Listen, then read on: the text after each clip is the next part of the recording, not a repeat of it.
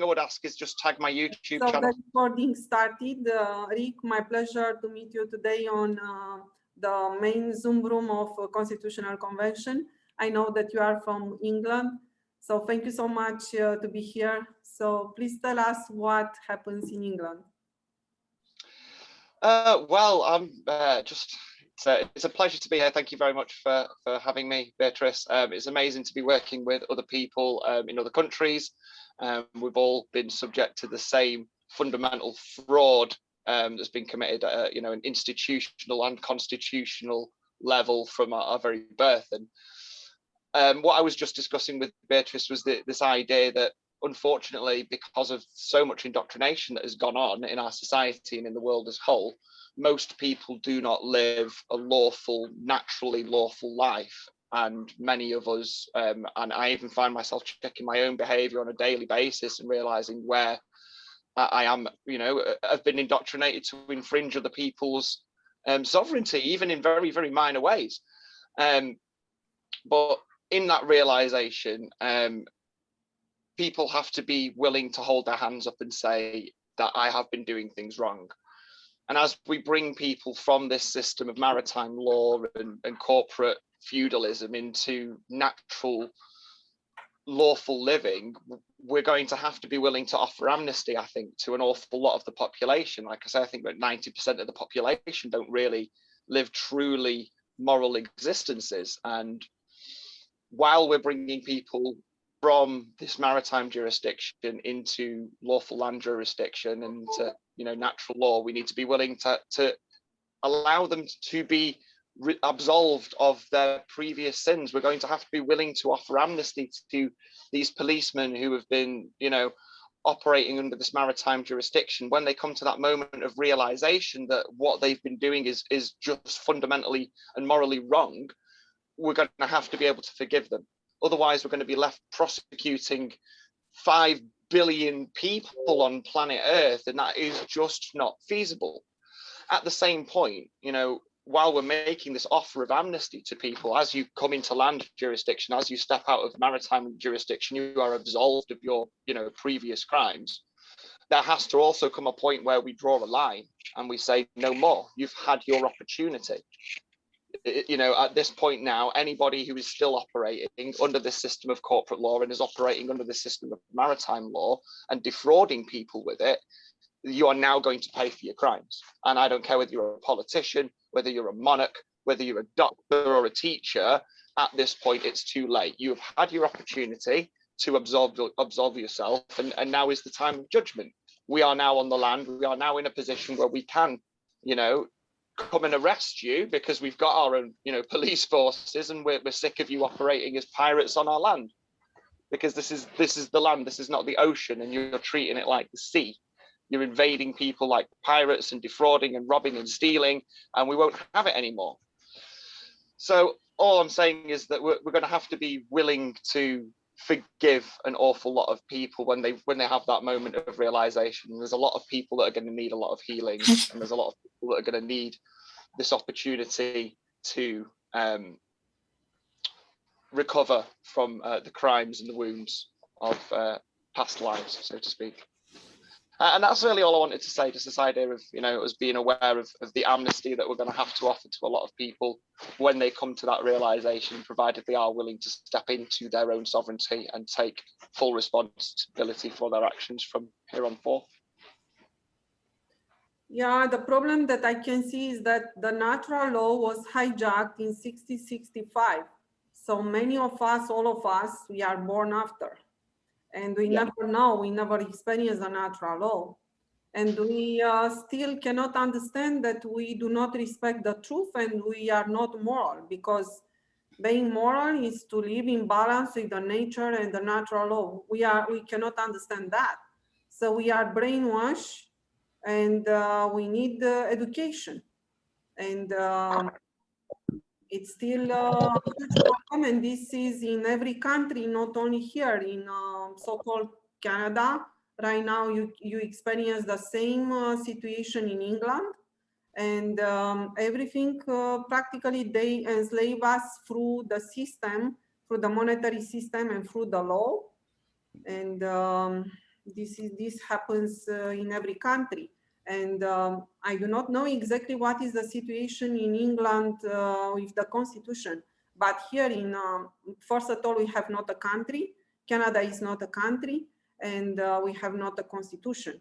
And generally speaking, the people investigation, because the people started to investigate. So the constitution were written by Freemason. And right now they started to come and to say what happened inside of these secret societies. So it's nothing related to our creator. Then we can understand very well that they enslave us through the law and everything. Man, they never inserted the natural law inside of the constitution.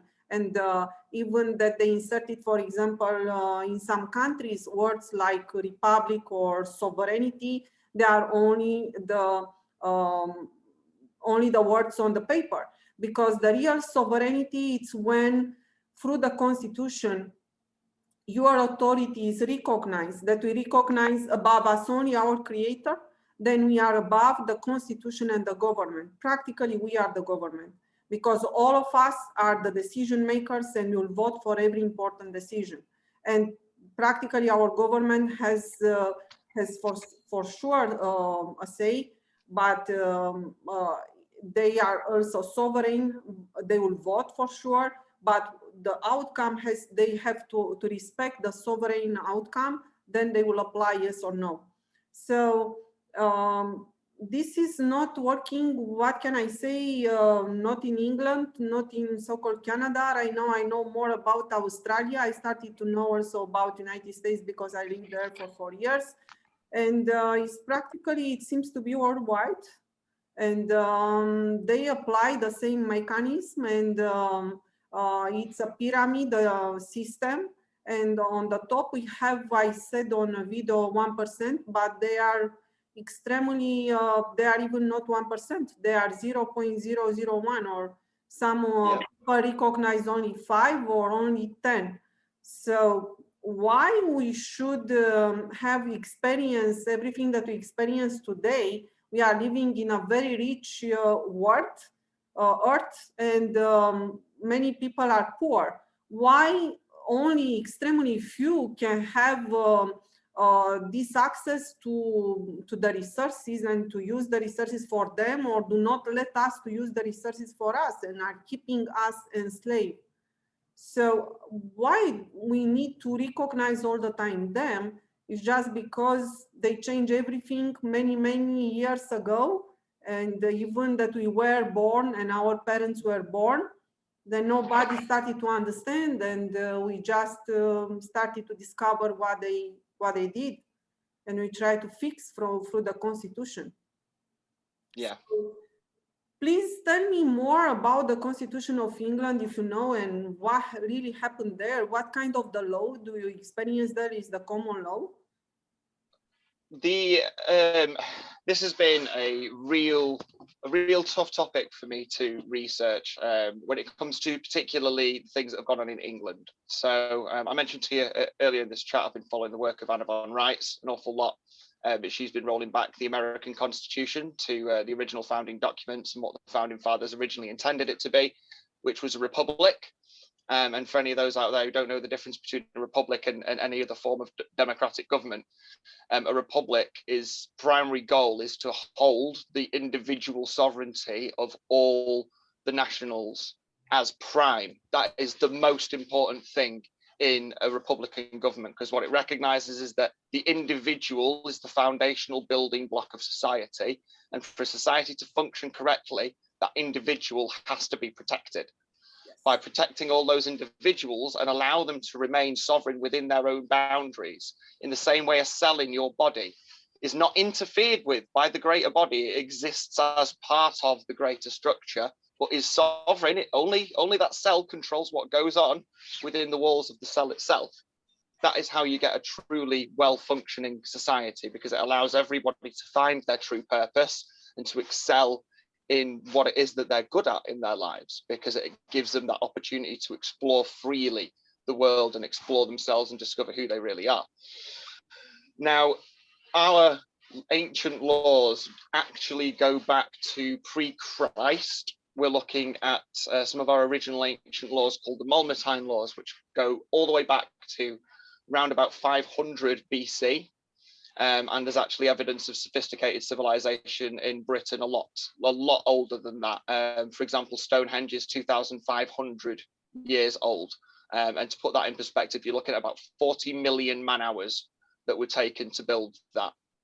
So there's no society of barbarians that is investing 40 million man hours into putting together a structure like that.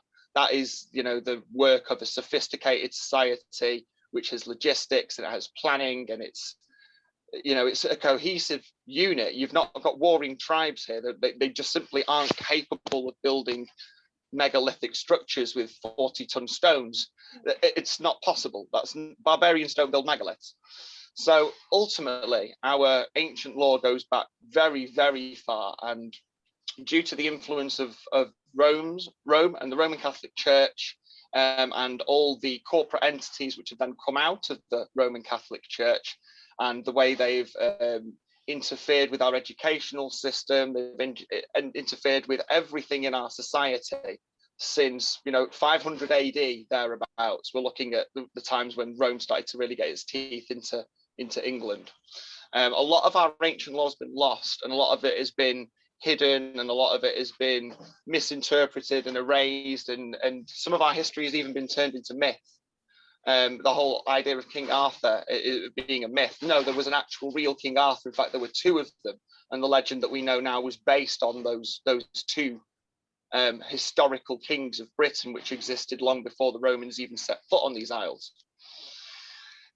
Ultimately, our written constitution goes back to the Magna Carta in 1217, 1225. There was numerous reiterations of Magna Carta.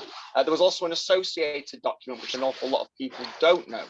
And that associated document was called the Charter of the Forest.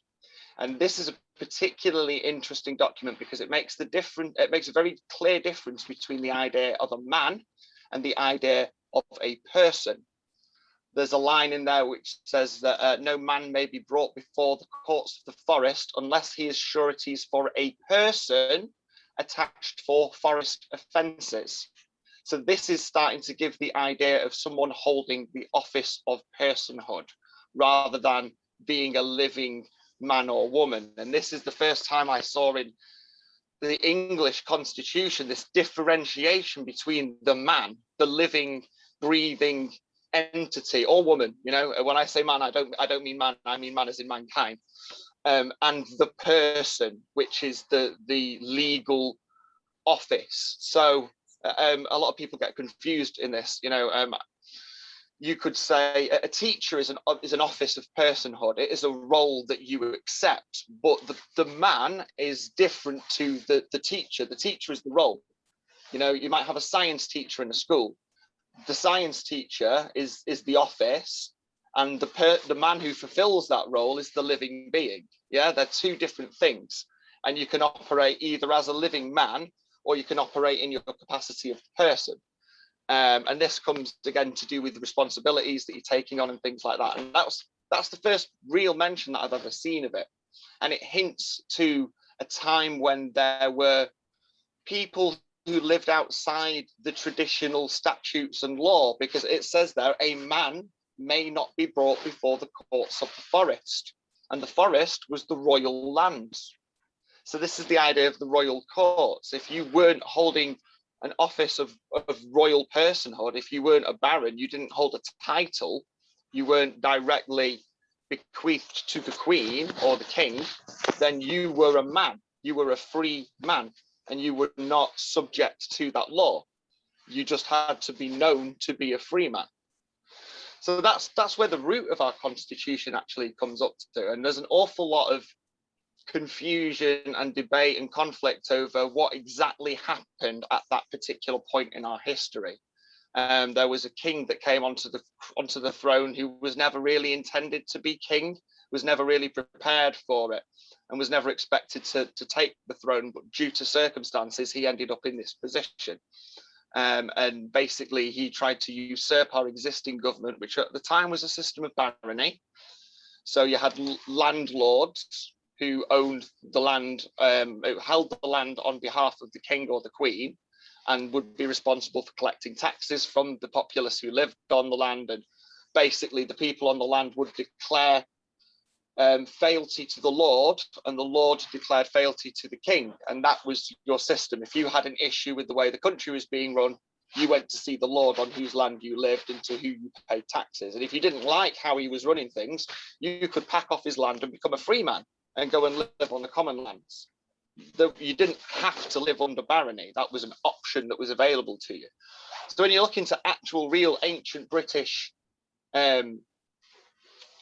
governance, there were two very, very different types of people. There were serfs, who were people who lived on the lands of the lords, and a lot of them did it quite willingly. They liked the fact that the lord was managing the system and, you know, protected them from roving bandits or whatever, and, you know, they were quite happy with that.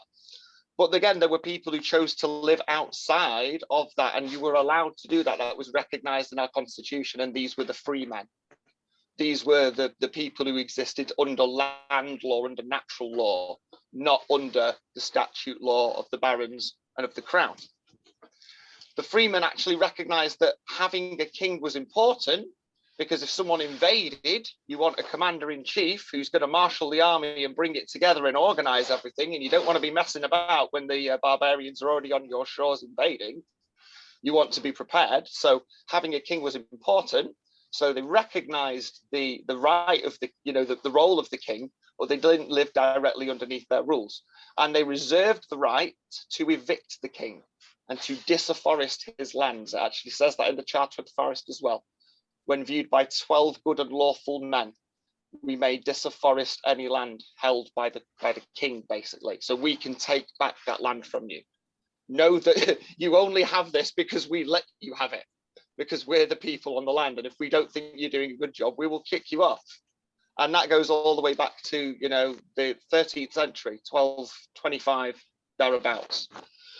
There's an awful lot of messing that goes on beyond that, where the Catholic Church get increasingly involved in our government, because at that time, religion and government were very, very closely tied. They were, you know, it was a much more apparent part of daily life. So people considered it important that people paid the proper attention to the Lord, and this is why we have so many, you know, different religious wars over the many, many years. But we had a big turnaround in around the 1600s as well, where there was an awful lot of crown corporations created, and this is the beginning of the British Empire era. This is when the East India Company was created, and when we had one of our biggest, two really big civil wars, in fact, almost back to back over 50 years. And for a brief period, I've discovered, believe it or not, Britain was actually a republic. And this is where the idea of the Commonwealth has come from. And this is where the idea of a lot of the supposed independence of places like Australia and New Zealand and Canada comes from. Because Oliver Cromwell wanted to set up a republic whereby every single nation was sovereign within its own boundaries, that they all agreed to operate together as a union of the Commonwealth. Now, this idea of the Commonwealth was again later co-opted by the Crown and then incorporated back into the whole toxic system. But the idea of the Commonwealth originally was that it was supposed to be a republic, which protected individual liberty and advocated for a complete separation of religion from governance. It was a Puritan revolution whereby people said that you should be able to worship God any way you like. You shouldn't be restricted to doing it either a Protestant way or a Catholic way or an Anglican way, or however. You should be free to, you know, respect the Creator however you want, and you should be sovereign within your own boundaries. Now, due to various forces, that never actually happened, and the whole system ended up falling apart. We ended up putting a monarch back on the throne, and I'm just starting to try and get my head around exactly how that's all occurred. But long story short, Beatrice, British history is an absolute mess, because a lot of the corporate slavery that is happening all around the world was prototyped right here on English soil and then exported the world over. Yeah. This is extremely interesting, and thank you so much to clarify this, because also the people they come, they are not even able to understand here person versus man and woman, and because they start to read our constitution, their first question is why we are sovereign man and woman, and we are not sovereign person because we are persons. So this is one of the discussion that we have all the time here. And also, you know, the people they are born men and women. That's what we are born. We are born one of two genders, and I know that's going to trigger a lot of people out there, but I'm sorry, but it's true. Yes. So it's about the indoctrination. So when, you know, it's like it's incredible, you know, to come from the East Europe and to be inside of a country, and after that, after you are living here for years and you have a lot of questions, that you understand that everything is a fraud, and after that you discover Constitutional Convention, and after that you discover Rik Parris that is speaking today, and is telling everything started in England, so everything started in Europe. Wow. Yeah. Wow. So as I understand it, basically the fingers of Rome, when they were driven back and they didn't have their military might anymore, they adopted religious might, and the Pope basically became the de facto international authority. A lot of Europe was, you know, predominantly Catholic. They followed the Roman Catholic religion, which I believe, and this is fairly recent information I've come into over the last year or so, the original Christianity actually came from England, from Britain. It was taken to Rome from Britain, and the Romans were kicked out of Britain about 200 years earlier than we say they were, and it was the Britons that sacked Rome. It wasn't anyone else. It was the Britons that turned around and sacked Rome, and we brought Christianity to Rome. They then co-opted it and exported it the world over under Catholicism, and used that as their way of controlling world politics. Because in ancient politics, if you wanted your rulership to have any weight on an international stage, you had to have approval from the Pope. If he didn't ratify your rule, that was carte blanche for any warlord anywhere across the world to come and knock on at your door and invade your shores. And this happened time and time again under British history, where there was conflict, because we've been subjugated and invaded for, you know, the last 1500 years by Romans and French and God knows who else. There's always been, you know, issues when it's come to inheritance in this nation, because our original bloodline was completely cut off. It was, you know, replaced with a foreign bloodline, French bloodline originally, and then later German bloodlines. Because I'm not sure if anybody out there knows, but the Queen is actually Saxe-Coburg.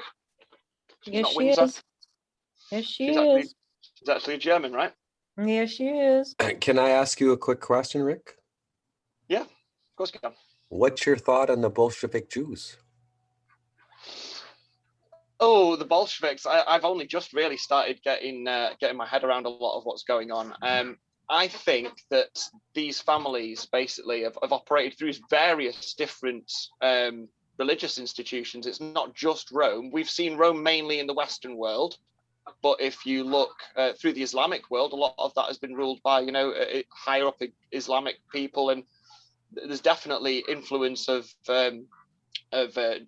certain Jewish nations and Jewish influences there as well. I think, you know, a lot of religion has been co-opted at the base level.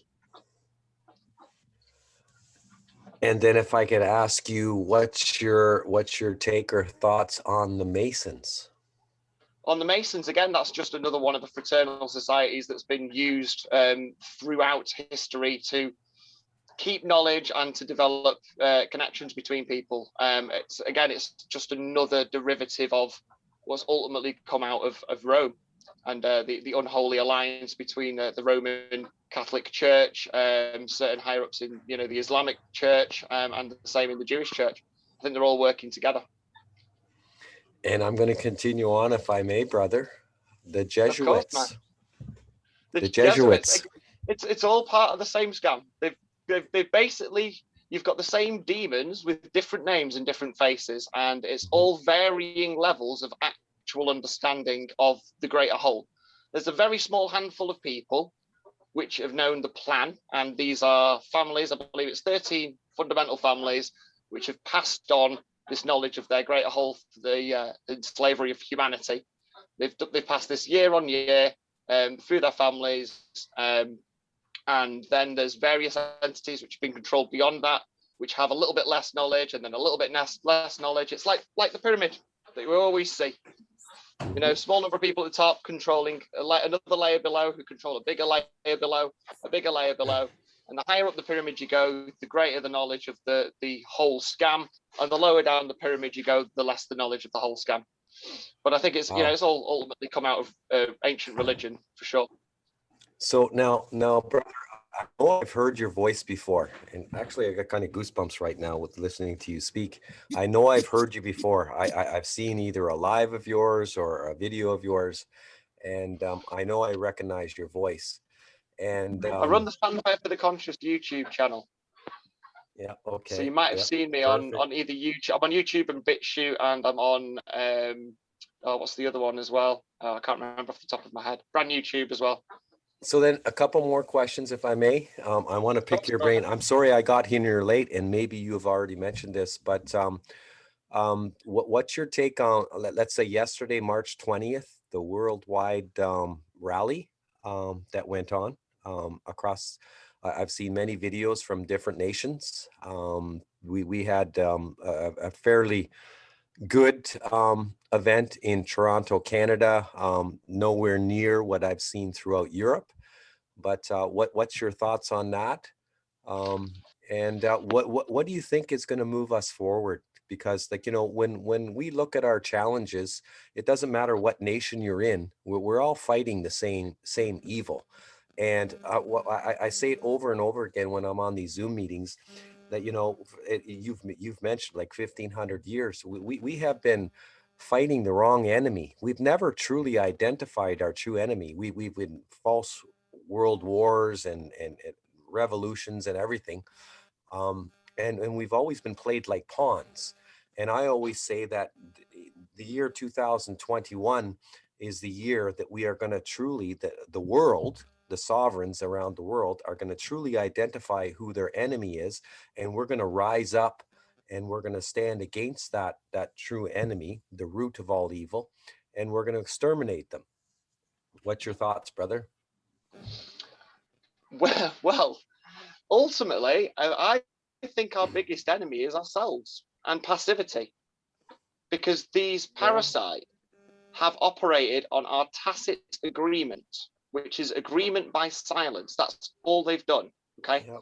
And when it comes to rallies and protests and things like that, I love the energy. You know, when I first started in my journey of activism, one of the first things I started doing was going to the million mass marches, and I got involved quite heavily in, you know, in the direct action of some people who were associated with the anonymous movement, various things like that. And I absolutely love the energy there. I think they're a great way for people to connect.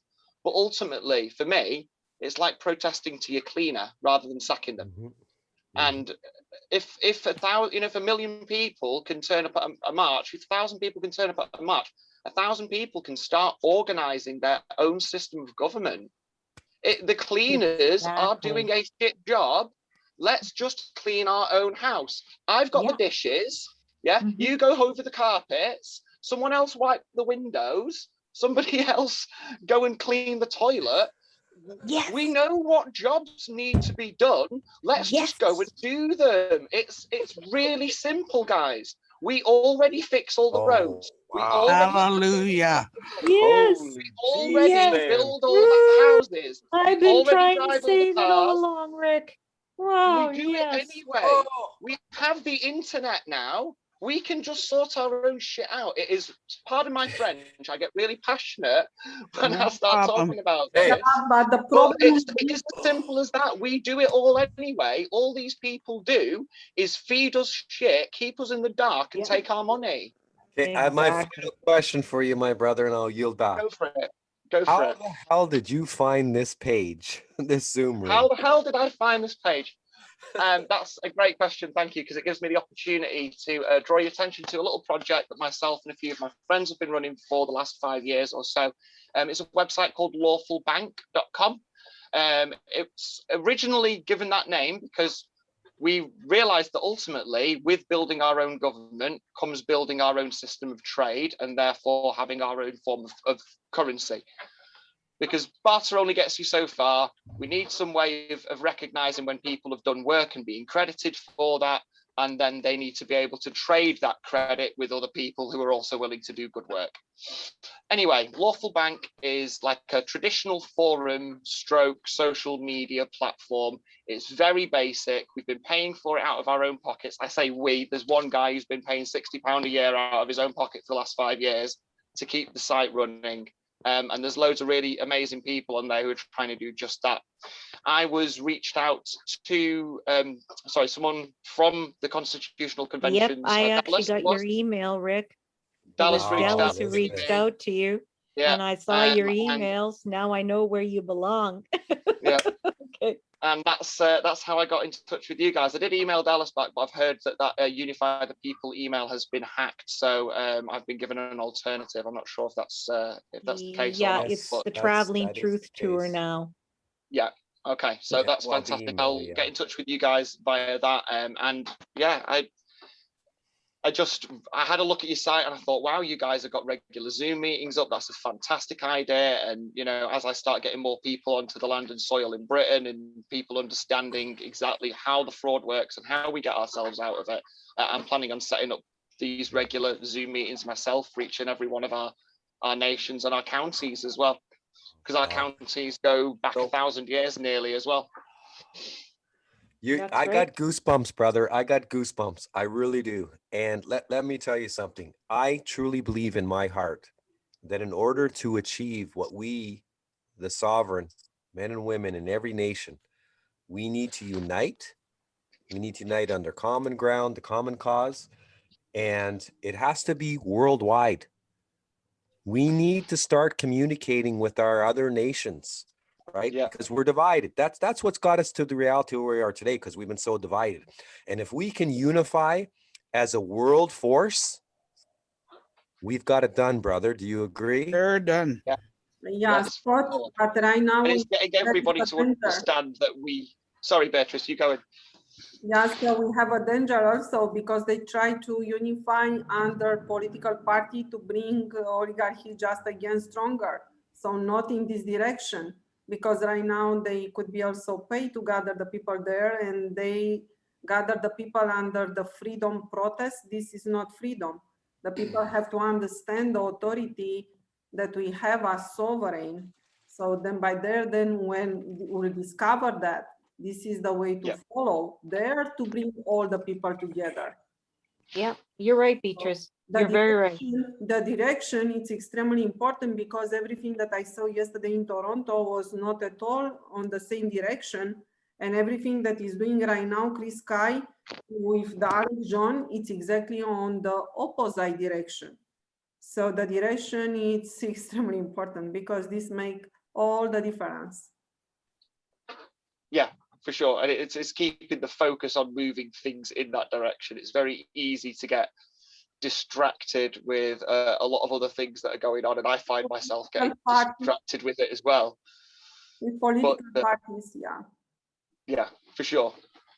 And it is, again, it's so easy for people to mistake this for being another form of hierarchy, because one of the biggest issues I found is the moment that you use the G word that is governance or government or anything like that, or anything that even sounds vaguely political, a lot of people will just switch off immediately and say, no, I want to go off into the woods and hug a tree and live in a yurt and cut myself off from society. And you know what, that's great. Like, I don't mind if that's what people want to do. All the power to you, brilliant. I want to have power when I switch on my lights. I want to be able to turn on my tap and know I've got water. I want to know that there's a mechanic who can repair my car. You know, we've got 200 years of industrial revolution technology here. If we don't put if we don't get our things sorted and start working together, then what we risk is a violent societal collapse, because this system is going to fail one way or the other. It is unsustainable. And we either bring it down in a controlled manner and offer people a lifeboat, or this thing sinks in the middle of the Arctic and we're left floundering in the water and drowning, and we lose all that technology. Because if people start to panic when this system comes down, rather than going, oh, it's all right, there's a group of people who already know how we're going to sort this out, I'll just go and join them. If there's not that safety net when this system does collapse, which it will, because it's unsustainable fundamentally, then we're going to have, mass destruction of all this infrastructure. We're going to have riots, we're going to have looting, we're going to have civil war. We're going to have anarchy, all civil those war, things yes. we don't want. And it's important for us now, the people who've actually aware of this, to take the time to put an infrastructure in place that people will find useful, but which doesn't do anything more than it needs to. And that's the biggest thing. It's not having a standing government. It's having a system by which people can come together when they recognize a problem and solve that as a collective. I'm not thinking of putting this edifice in place, which is going to be leering over people. I just want to know that if I notice a pothole in the road that needs fixing, that we've got some method of getting that done, because we all recognize as a society, we don't want roads that are falling apart.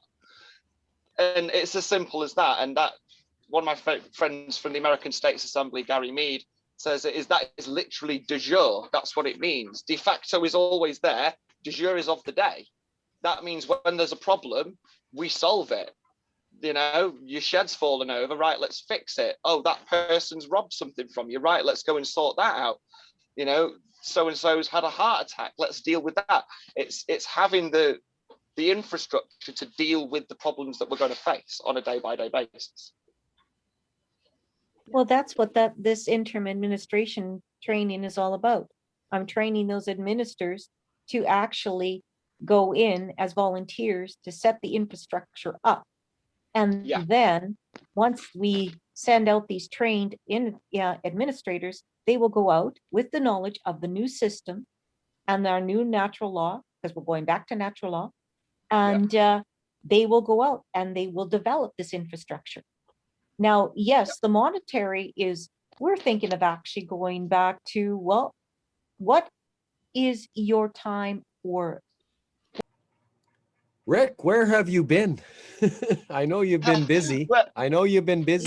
And it's just like, I know I've listened to you before, and it's just like, I resonate to you. And hey, brother, thank you for your time.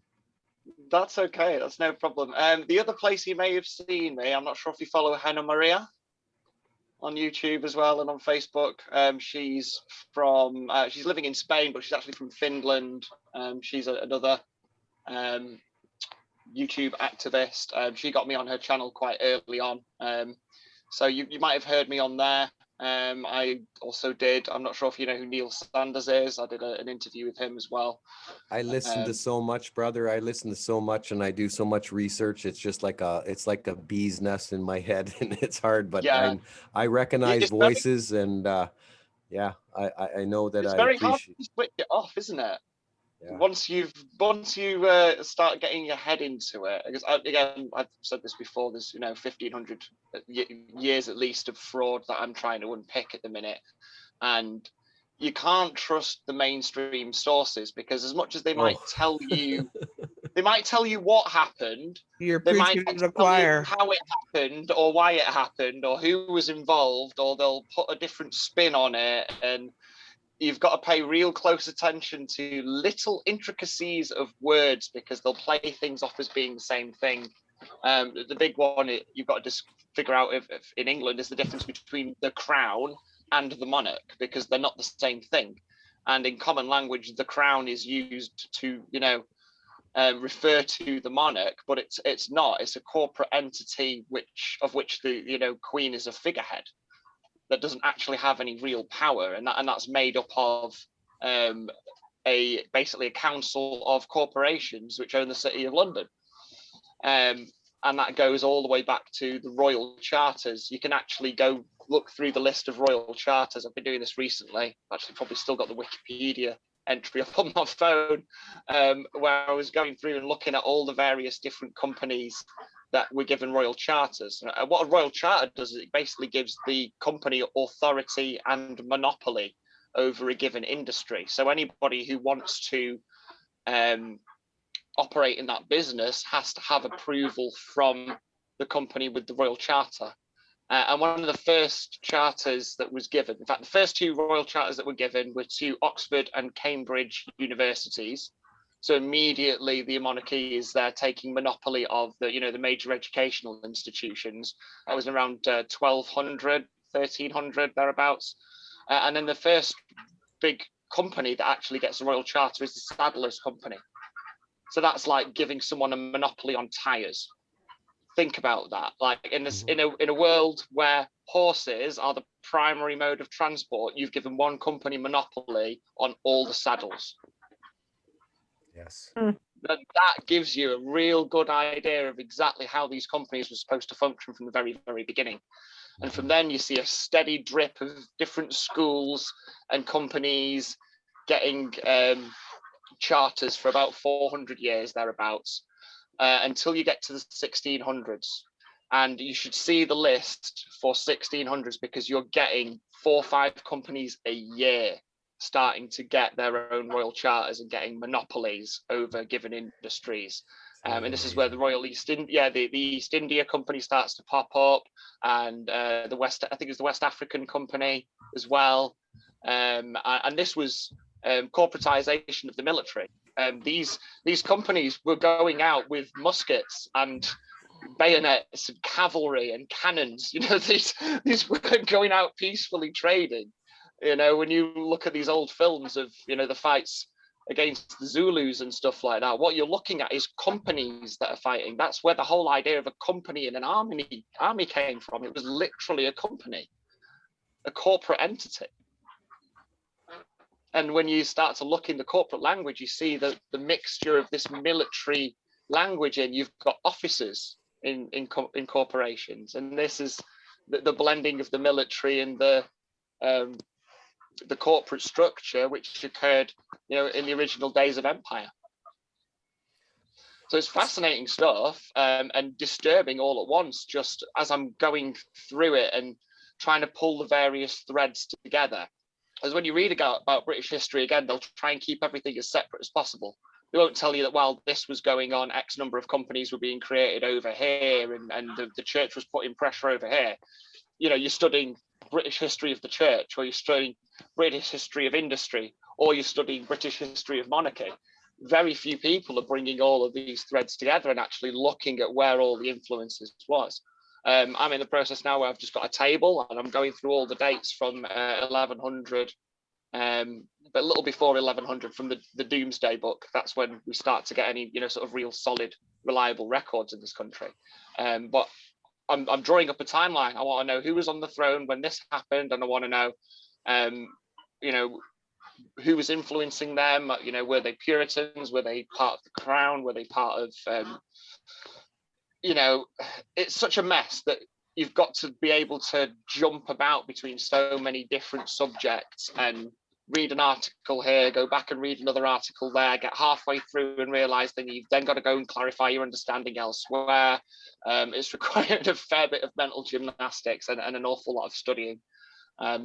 Basically, if I'm not working or making food for the family or helping that sort of general day-to-day life stuff going on, then I'm reading, or I'm researching, or I'm writing posts on my blog, or just trying to get my head around how this has all happened, because I know as this gets more and more apparent, people are going to have more and more questions for me, and they're going to get more and more detailed, and they're going to put me under more and more pressure, and they're going to want to know that I've put the time in to actually figure out how this fraud has happened in excruciating detail.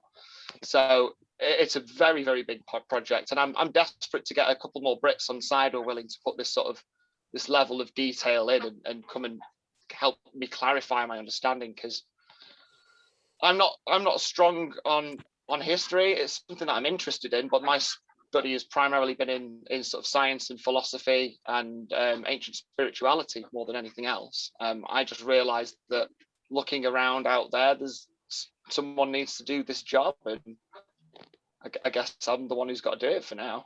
Well, there I you might go. not be the best qualified, but If I have a quick, someone's got to.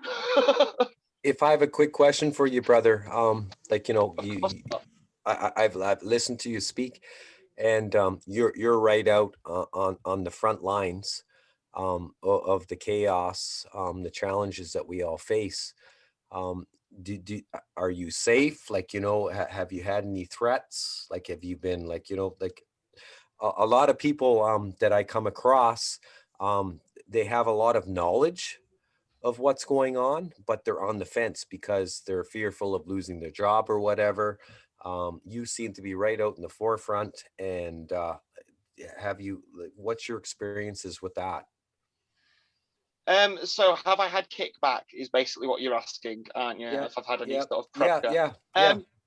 I've had some personal kickback so far, because this is something that I've been reading and researching alternate knowledge for, oh God, since I was about 7. I'm not kidding. I've always felt that there was something going on, and it started off with UFOs and aliens when I was about 7 years old, and on all that sort of thing. But really seriously researching 20 years at least, in terms of, you know, deeper reading and things like that. Personal kickbacks, though, have happened recently, and that's when I've really started to stand behind what I believe is right. And it's been a really hard road. I'm not going to lie. This time last year, I was a swimming teacher, and I absolutely loved my job. I'd been doing it for 5 years, and this is the first time in my life that I had a job which I didn't hate getting up to do. I really loved my job. I was passionate about it, and, you know, felt like I was actually, for once in my life, doing something worthwhile. I wasn't working for a big corporation. I was self-employed, so I was my own boss. I felt like I had time to do what I needed to do. I was making enough money that I could start to save for buying a piece of land. My plan this time last year was to buy a bit of land in Wales and show people another way of living, to literally do it, to just say, look, I want as little to do with money as possible. It's all a scam, all a fraud. I want to be completely self-sufficient. I want off, and I want to show people that we can do it. So that was my plan. However, when this all kicked up, I was unable to work, obviously, and being self-employed, I don't get any support. And I was left in a position basically where we were able to come back in a limited capacity. Most of my venues hadn't come back. Most of them had stayed shut. But the one that was going to allow me to come back insisted on temperature checks for everybody who came through the front door. And I said no, because I broke down. I remember sobbing my heart out, like throwing my arms around my girlfriend, just burying my head in the shoulders. I was absolutely gutted, because I love that job. And I'm not the sort of person who doesn't like working. You know, when I don't have something to do, I get really anxious. So personal kickback was, you know, mainly due to me standing behind my morals. I've not had any pressure from any formal sources yet, or the only thing I have noticed is an interesting stream of Facebook requests, which seem to be trying to catfish the hell out of me. But besides that, I've not actually had any solid kickback from anything. I believe my YouTube channel is being shadow banned, as are my Facebook pages, because most of my friends don't get to see anything that I put up on there. You know, no matter how hard I share the shit out of stuff, it just never gets any traction. It takes 3 or 4 people to share things for it to even start showing up on anyone's timeline. So I'm pretty sure I'm being shadow banned in that sense. But regarding direct kickback, no, I've not had any threats or anything like that. That's good. That's good. And from what I'm starting to understand, if we get this right, if we get this right, because of their twisted morality. And when I say their, I'm talking about the parasites, whomever we, believe they ultimately are. There are a group of parasites that are at the heart of this. Agreed. They have a morality. They have a morality that's twisted as all hell. And that's how we're able to get out, because they have to tell us what they're doing to us. They have to, because that's how they justify it to themselves. If we tell them what we're doing, if we tell them very openly what we're doing and they still go along with it, then we are, not as culpable anymore. And, that's why there's ways out of it. And there's a phrase amongst the Masons that you might like the reference here, Scott, stand on your square. The idea being that if you stand in your knowledge and that knowledge is truthful, that you can't be touched. So if we do this right, I don't think that they can touch us. And I think the reason that people before have had stuff done to them in more open ways, I'm not saying they won't try and shut us down somehow, but I think the reason that people who've gone before us have suffered from death threats and sometimes even being suicided, etc., is because they weren't quite on the square. They had it mostly right, but there was a toe or two that were just outside. And because there was a toe or two outside, the parasites felt like they could do something because they weren't standing entirely on the square. Does that make sense? It does, brother. It does. Because their morality is there and it's very, very open. If you are willing to, consider occult influences here, and whether you believe in Satanism or not is irrelevant. These people quite clearly do.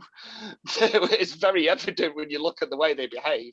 Whether you believe in it or not, these people do. When you understand how their morality works, what do they say? If they're going to behave like sheep, then we'll treat them like sheep. If you want to behave like cattle, then you will be eaten by wolves. It's as simple as that. That's the law of the universe. Mm-hmm. So you got to stop behaving like cattle, and then they can't treat you like cattle because that's part of their scam. They have to tell you what they're doing, and they have to put it in writing, and they have to have paperwork for it. And once you know the way to counter that and get out and stand on your square and stand in that sovereign light and be, honest and truthful about it, then they can't actually touch you because that's part of their moral code. Mm-hmm. Wow, this is so interesting. So I wanted to mention just this before we got into this last little discussion. So would you agree with the information that I've received? So we have the City of London, that basically is the globalist financial institution. We have the Vatican, which basically is the government, religion, blah, blah, blah. And Washington, D.C., the military. Would you agree that those are the three powers that are basically what we're fighting? Yeah, that's the unholy trinity. That's the unholy trinity of domination.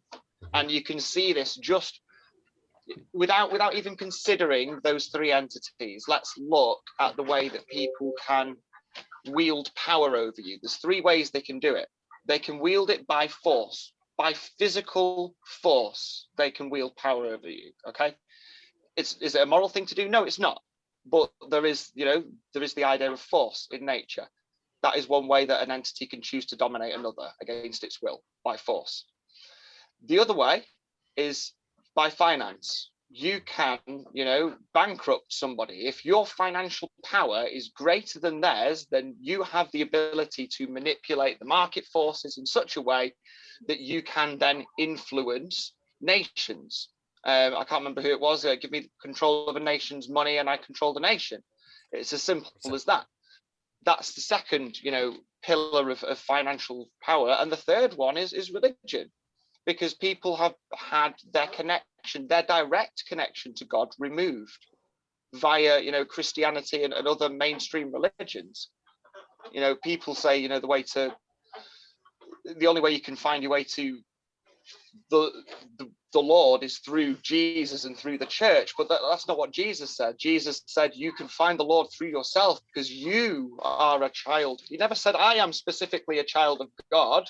He said I am, but so are you. You are the child of God the same as I am. So those are the three ways that we've been, manipulated. We've been manipulated by force, we've been manipulated by finances, and we've been manipulated by our detachment from religion and our need to seek external gratification for our religious understanding of the world and our spiritual health, whereby we can actually find God through ourselves. We don't need someone to interpret a Bible for us. The evidence of the creator is about all the time the fact that you exist as a living, breathing individual that is able to move of its own accord in the material universe is proof that something created you. Now, whether you want to call that science and the law of the universe and think about it in purely left brain mathematical terms is fine, but that's still your creator. The forces of nature are your creator in that sense. Something still created you. Whether you want to personify that as a bearded man in the sky, that's up to you. But everyone needs to come to this recognition that, there is something that is a creator, whether that's the scientific laws of the universe in a purely left brain manner and mathematics, or whether there's something deeper to that in a right brain creative, more traditionally spiritual aspect is again up to you. But we have to all recognize that. So yeah, there's definitely those three pillars of power without a shadow of a doubt, and they are manifest in the physical world by the Vatican. And Mecca as well. Mecca is also a parallel in the Eastern world. And again, I think you'll also, if we look in the Eastern world and the other side of the coin, you will find that they also have their own financial center, and they also have their own military power, which I believe is China for the other half. So I usually, when I talk on Zooms, and sometimes I get some people to disagree with me. One, I'll admit that the Bible has been corrupted, and it's been rewritten and rewritten, and the original Bible is long gone. When I look back at history, and more so just let's say the history of de facto Canada and what built this nation, I would say would have been Christian values and people going to church and having their creator and all that. And I believe what happened was the evils that we talk about corrupted the churches. They infiltrated them with fraudsters and pedophiles, and they divided the people away from those churches and all that. And we find ourselves now in 2021 where, we don't go and we don't congregate. We don't listen to good words. We don't talk about our community events and what's going on, within our communities and all that. We've been so divided. And I think that's why we find ourselves in the reality of what's coming and what is amongst us right now, is because we're divided that. And I'm not a religious person. I don't believe in going to church. I believe in my creator, right? And all that. But it's just when we look at what the times that we're living in today, and we see what's upon our TVs, the programming machines, the filth, the pornograph, the filth, it's just enormous.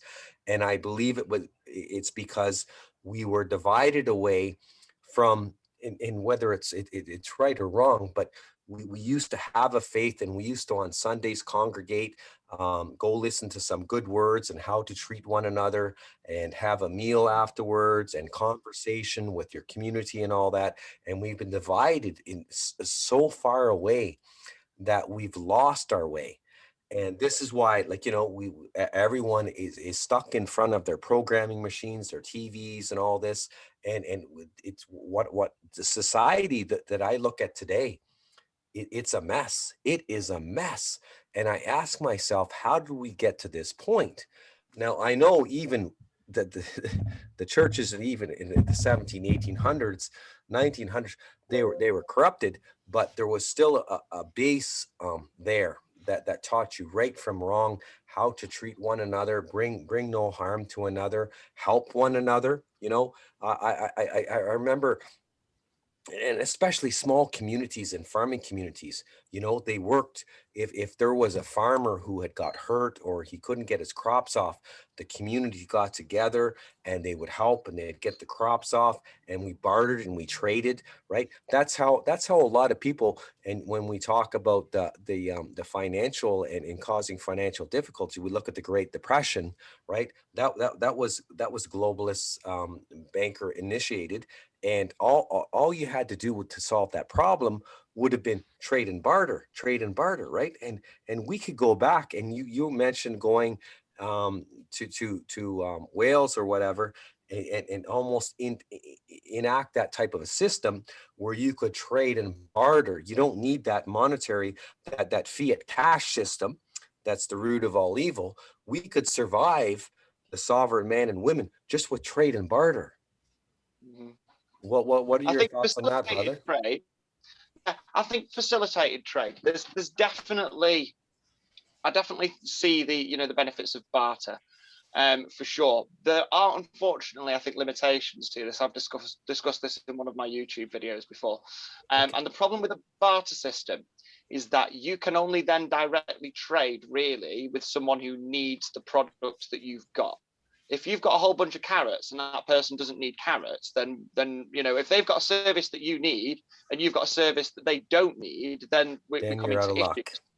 Yes. Then you're out of luck. So that there has to be some kind of medium of exchange, but that medium of exchange has to, it's got to first of all facilitate, this energetic exchange. Because as far as I'm concerned, any trade is an energetic exchange.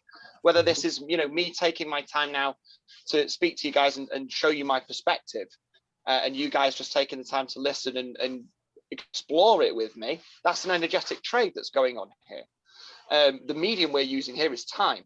We're giving equal amounts of time, and that's what makes this trade equitable. Okay. Perfect. And that is what I think we have to use as the basis for any sort of lawful currency. And I'm 100%, really, really set on this at the minute. I'm prepared to hear arguments against it, but I've not heard a good one so far. If we base our currency on time, then what's happening there is our currency is reflecting the base values of our society. Because our society that we're building accepts that everybody, when fully actualized and looked after, is able to contribute to the community equally using their own unique skill sets. Yeah. That means my time is worth as much as yours. Okay. So we build our whole trading system on a time-based currency. And this is where the barter starts to come in, because when we introduce the idea of an hour as a medium, as a measure of currency, an hour of my time is an hour of your time. Now we say, what is that hour worth in product? How many carrots does an hour of my time buy me? The beauty of this is human beings love to optimize things. We love to make things more efficient. We like doing it so much, okay, that video game designers have to make it hard for people to optimize. Otherwise, they optimize the fun out of the game, okay? I'm not kidding you. This is something that's known in the video game industry. We have to make it hard to optimize, because if we make it too easy, they'll just optimize the shit out of the game and there'll be no fun left in it, because that's what human beings do. We like to make things faster, better, bigger, stronger. We like to improve things. So that means the farmer who's able to give you 20 carrots for your hour is going to sell more of his carrots than the farmer who can only give you 10. And people are very quickly going to cotton onto this method that the 20 carrot farmer is doing. And this now scales to every industry. And you put an hour away now that only buys you 10 carrots. In 10 years' time, because of improvements in efficiency, you might get 100 carrots for that. And now you've got a currency that naturally deflates. Have you ever heard of a currency that deflates, i.e. grows in value over time by a natural function of what it is? Time-based currency does that. Because people want things, because as technology improves, we get more efficient. And that single hour of energy input will buy you more in the future as we get better at doing what we do. because that's what human beings, when they do what they love, they want to get better at it. They want to do things faster. They want to do it better. They want to do it bigger. They want to do it more efficiently. So if I could say, if I understand correctly, so with what you're talking about, as we evolve and we get more efficient, then we, the sovereign men and women, will work less and enjoy life more, but also have Yeah. all the fruits of, like, Yes. yes, Yeah. yes. Yes, Wow. that's exactly it. And Amazing. people Amazing. get unstuck on this, because when I say to people that we can operate a system on this, well, what if there's not enough work for everybody? What do you mean there's not enough work for everybody? Well, then do less work. Why are you working 40-hour weeks when there's Well, people out of work who could do half exactly. of that work for you? Are you Yep. kidding me? This is about filling people's time with monotony. This is not about producing a functional society. This is about keeping people tired enough that all they want to do is go home and switch on the TV and go, and not think about the fact that they're actually in a box. Yes. And that they're living with a ball and chain around their leg every single day. 100%. Was it, 100%. didn't Jack, what's his name, of the Jack Fresco of the Venus Project, didn't he say something like 3 hours a week is about what we'd need, really? If society actually optimized itself, everyone would really need to input about 3 hours of useful work to the community per week for us to all live in, abundance. 3 hours.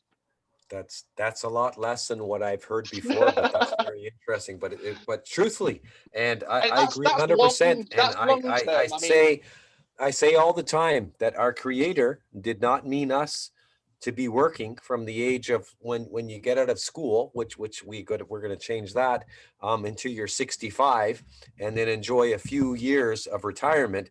We should be working much less and enjoying life more. That's what our Creator meant for us. But we've been enslaved by the corporations, the globalists, et cetera, to be tax slaves and to work ourselves as slaves to our death, enjoying very little of life. And this is a system that we have to change. Yeah, for sure. And I honestly think that's the root of a lot of the depression in the world. A lot of the depression that people feel is what I call a perfectly natural reaction to a fucking insane society. Because a lot of people who are depressed, and the reason they think there's something wrong with them is because they've got a good job.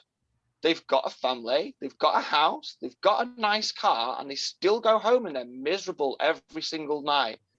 And they're looking at it like, I should be happy. Society tells me I should be happy because I can afford to buy things that I think I want.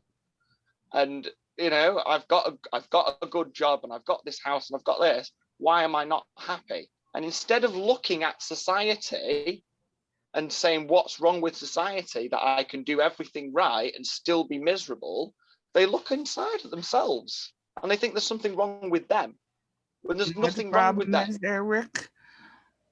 The problem is you have a house, you have a family, you have a car, but you go to work every day and you don't get to enjoy your house, your family, and your car. Exactly. It becomes this cyclic 100%. thing, doesn't it? The 100%. best way I've heard it described: you go to work every day in a car that you pay for with the job that you pay for the car to go to the job, to leave the house that you pay for empty all day. Like it's insane. It's utterly insane. Start work from home. Minimum. No, I understand your point of view, and I do agree that we need money. We cannot barter all the time. No, probably this is not. Probably could be a solution for the beginning if we cannot come with forward with a monetary system in time, and we still need to pass in the other system. But it's not a solution for a long time. I know that, and we still need money for sure, and we still need a value that to know. The value that everything has on this market. So we still need a market until we will be able to work for the society and to reject the money that everything will be provided depending what we need, and we will be able to choose and to consume what we need. but in exchange, we are working for the society, and then we do not use a monetary system, not at all. So this is not a barter system. This is something very different, that you are working because you understand that you have to work for your society, then your society, but a total one, will provide everything that needs for everyone, that everyone can go somewhere and can take everything that they need, and will be nothing in exchange. So we are still not there. We want to be, but until we'll be there, we'll still need a monetary system in place. And it's true. And sure. it's true because I cannot have everything, and I cannot find everything on the market that I want to have. And probably the other one do not need what I have to give to him. So in exchange, so for sure, this is not working for a long time, and probably I hope that will be not on this situation. We can develop our monetary system. At this time, they try to develop an international monetary system that is based on the quantum physics. And my question all the time was how the states or the country, how they can control this monetary system, who control the monetary system. And it's like, okay, so it doesn't matter if it is extremely intelligent, it's when this monetary system is still controlled international, you have no power above the monetary system, but you function like a country. When you bring your sovereignty in a country, you are above the constitution, and the monetary system is inside of the constitution. So you are above the monetary system that practically run in your country. So by there, when they bring everything to the international level, I understand that they are using the quantum physics, but you can also use to the national level the quantum physics. So this is nothing. You can develop, doesn't matter what you want. But they start right now to say, we have already won. And I start to think, my first thinking, it was who controlled that.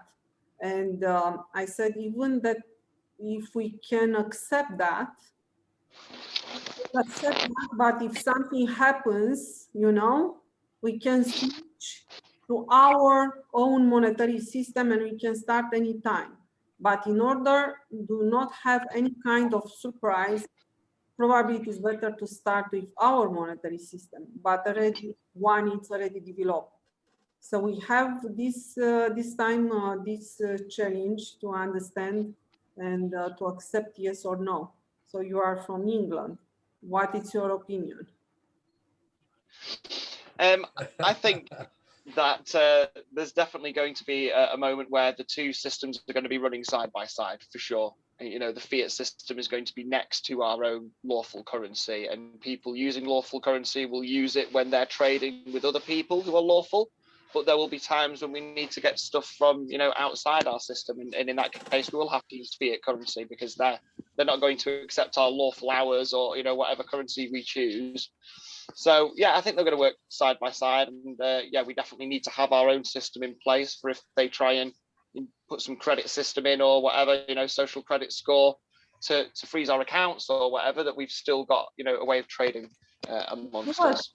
Would you accept something that it's international control? Would I accept something in international control? No, I think it needs to be in communities. I think it needs to be issued by the people who are actually doing the work. And this is why I like the idea of time-based currency, because you could literally have them as checks that people can, put their, actual name, their thumbprint on, and, there's a check. I've just done an hour's worth of work. You just did an hour's worth of work. That's me crediting you for it. I'm willing to take that hour back and offer you an hour of work whenever you need it. Or if anybody needs it, they can come and give me that and I'll provide service. It's really quite simple.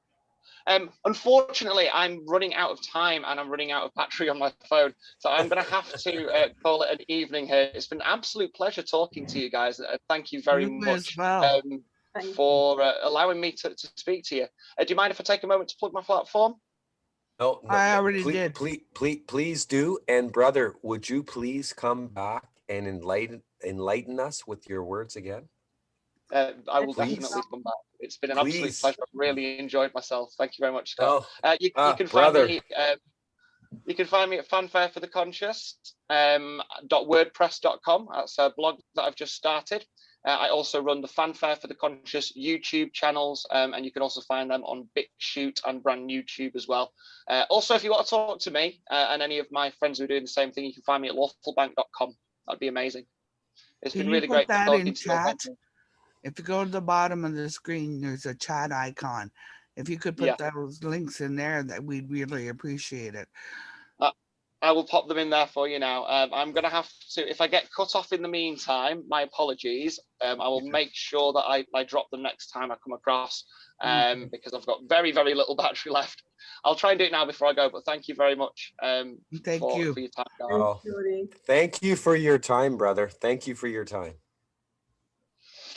Right, I'll see if I can put these in for you now. Like I always